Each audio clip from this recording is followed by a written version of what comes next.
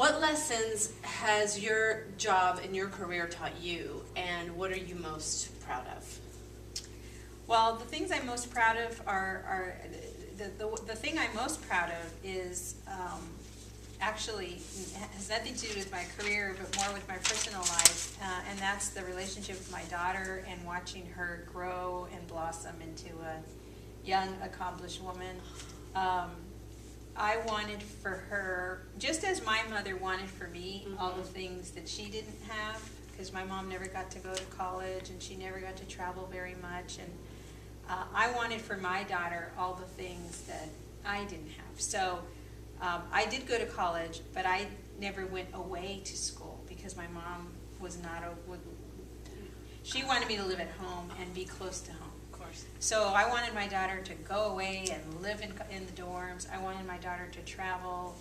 I wanted my daughter to go to grad school, which I never did.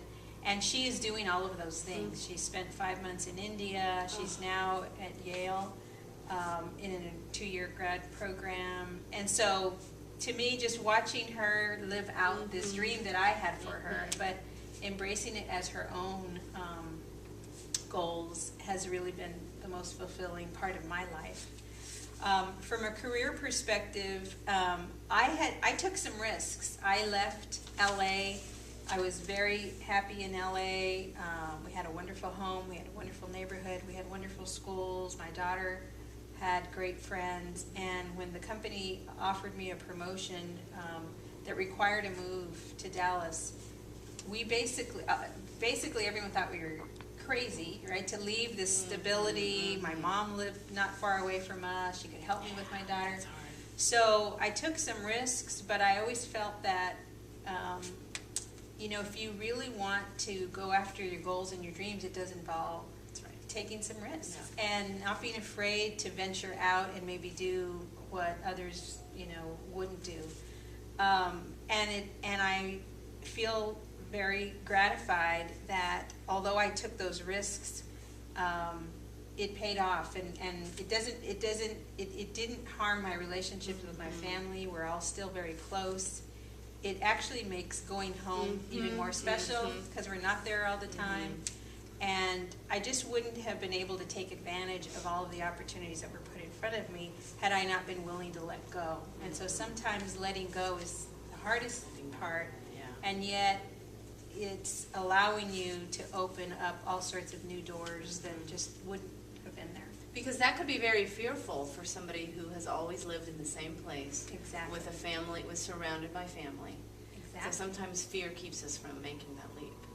And to that point, I've seen along the way just many talented people whose careers were stalled because they weren't willing to take those risks. And that's something in our community that I think we all grapple with, is our families are so important to us, and that sometimes translates into being physically close.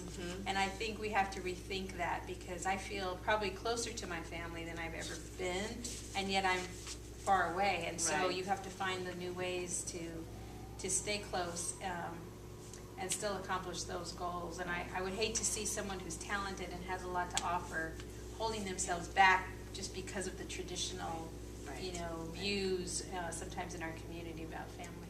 Hardest part about being bicultural and growing up in what you have said is a very traditional family, yet also embracing everything that the mainstream American society has to offer? I really think that it's that both can coexist. I've never felt that I had to give up who I am or what my family was all about in order to fit in. I've always, I guess, just had a belief that there's a richness to, bringing different people together, different cultures together, and I try to teach people about our culture. Those who may be, growing up in the company, for example, some folks may have had limited exposure to either Latinas or Latinos in general. And so I always felt like, well, it's my job then to educate and help people understand, just as I want to learn about other cultures, you know, and try to share. And I've had, and it's funny, you know, sometimes the questions that we all get, you know, where people will ask, so what does your family eat at Thanksgiving? And I say turkey. I've heard that one before. And, you know, and it's just a matter of, it's not anything, it's not that anyone's trying to be, you know, to put you down or to be rude. It's simply just, They don't know. they're curious, Right. and they just may not realize. And at the same time, you know, food and music and all the things that make up our culture, there's just there's so much richness in it that I think, you know, we can share that. So I've never really felt like I didn't fit in, or it was more a matter of, okay, how can I make sure that everyone's comfortable around me if I'm the one that's different in the room. Then it's my job to reach out to them and make sure that I can break down those barriers. That's terrific. What is a Latina to you? Well, I don't think there's one answer. I think, you know, and I've had the privilege to work and know so many and so many different fields, that we come in all shapes and sizes. We come from all different parts of the country and parts of the world. We're in so many different fields that I think we've broken so many of the barriers that existed in the past. And so I don't think there's a single answer. You know, we're from many religions, we're from many political parties. You know, we just are doing so much in so many areas. So I don't even want to stereotype us or box us in or put any sort of barrier around us, because we're virtually everywhere. And that leads me to the second question, which is sort of a follow-up to that. What, in your view, are some of the greatest challenges that most Latinas face today? Well, we talked about one of them already, and that's the whole, where family, as much as it's an asset in our community to be very family-oriented and close to our family, sometimes that strength can become a weakness if we feel that we can't branch out, and we can't go against the grain, and we can't move away and leave the family. So, and particularly as women, I think we're even more, you know, maybe susceptible tied. to that. Yes. And then I think, you know, sometimes we're humble to a point, and that's a strength, but that can also become a weakness. Sometimes we're willing to take the back seat and fade in and not be the one at the table, or not be willing to share our points of view, or not have the confidence to, you know, assert ourselves. So I think I hope that the next generation of young Latinas can kind of pick up where we left off and really assert themselves and share their point of view and let their voice be heard, so that we can start to really have more of a seat at the table. I think that you hit the nail on the head. So we would like for you to share one of your favorite mommy moments with us. You sort of talked a little bit about it with your daughter, which was beautiful, either with your own children or with your own mother, or both. Well, I have lots of great mommy moments, both with my mom and with my daughter. You know, when my daughter went off to college, it's funny, she went to Berkeley, and we were living in the Bay Area at the time, so it was funny. Here I was preparing her to go away to school, and she chooses a school fairly close to us. But she wrote me a letter about the impact that I had on her, and how she was going to really strive to make me proud. And I mean, that just, I know, it makes you know, me start to cry.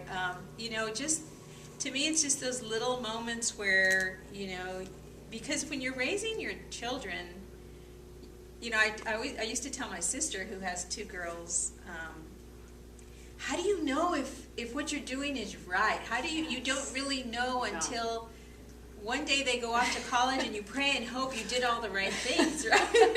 There's no measuring stick. There's no way to really know. And sure, you can sort of test, am I getting through? Is my message getting through? Did I instill the values in her that I hoped I did? But you really don't know until they grow up. And so getting that letter for me was just a powerful moment of, wow, I guess I did okay. Right. Oh my God, I'm getting teary-eyed just listening to you. As a mother with a 4-year-old, I'm looking ahead, I'm thinking, I hope I get that kind of letter. So kudos to you. That's wonderful. So talking about the challenges of working moms specifically, clearly you have done it very well. What would some of the key pieces of advice be if you were talking to other young working mothers? I think number one is having a very strong support system. And because my daughter's safety was always number one. When she was little, I went back to work after about 6 weeks. I was home about 6 weeks, and the first day back, I had to get on an airplane and travel. And I remember sitting there just crying. I'm just going to cry the whole way. But we had arranged a babysitter, and my husband was going to drop her off, and my mom was going to pick her up. And you just have to let go of the control and say, I'm going to have a really good support system. I'm going to have people I can rely on, people I can count on, who are going to be there for her, so that she's going to be safe and she's going to be loved, whether I'm there or not. For me, that was number one. Had I not had that support system, I could not have gone back to work, nor would I, if I could not really know that she was that she was going to be okay. So that's number one. And then you have to sort of pick your priorities. What's really important? Because when you're working and you have a career and you have a husband and you have a child and there's a lot going on, at different stages of her life, I had to just be real clear in my mind what was important. Because you have to give up some things, right? And you just can't have it all. So maybe the house isn't going to be perfectly spotless all the time, or maybe she's going to have to spend the night at my mom's if I have a late night travel, or whatever it has to be. But if the things that are really important to you, if you're holding those dear, and you're not, you know what things you're not willing to compromise, then that really helps. But it really, for me, it was a team effort. It was my mom, it was my husband, it was his mom, and our babysitter, and everybody had to work together in order for it all to work. And we were all focused on one thing, and that was on her. Yeah. And so I think if you can assemble the right team, you can make it work. That's a good point. I have a saying as a working mother myself, you can have it all, just not all at the same time. Exactly. And that goes to picking your priorities. And when I went back to work, I told you the story of getting on the airplane and crying the whole way, and you start to feel that guilt, because I think as mothers, it never goes away. Right. Really. And I remember calling my sister, because her girls are a little older, and I called her and I was really torn. Am I doing the right thing? Going back to work, I'm feeling all this guilt. And she said the greatest thing to me that kind of freed me, and she said, if you work, you can give your daughter a lot, and if you don't work, you can give your daughter a lot. And so it's not that one is right and one is wrong. And it was amazing how all of a sudden it was freeing. It was freeing, because I just have to make this work, and I can do a lot for her. And importantly, it's your choice. Right. Importantly, it's your choice. Right. I like that. I'll have to remember that saying. So, in general, what advice would you have for young Latinas who are looking to make it in the workforce? So, number one is competence. So you have to know your stuff. You have to, and that may mean, training or education, but whatever field you're looking to go into, really be competent. because the competition is going to be competent, and the people who are going to vie for the same roles that you want are going to know their stuff. So really, really be competent, and never stop learning, never stop growing. Don't ever feel that, okay, now I know this space well, because it'll change on you. So staying relevant, staying in that mode of continuous learning. And then I would say, be bold, go for it. Because I think if I could do something different in my career, I think I would have been bolder. Only because, you don't realize how much power you have. And either to share your ideas, or to make a connection with someone, or to, go to that next job, whatever it is, but don't hold back. Let all of the things that you're bringing to the table come forward. Let people see that in you. Don't wait to be tapped on the shoulder. Go for it. Take the initiative. Take charge of your career.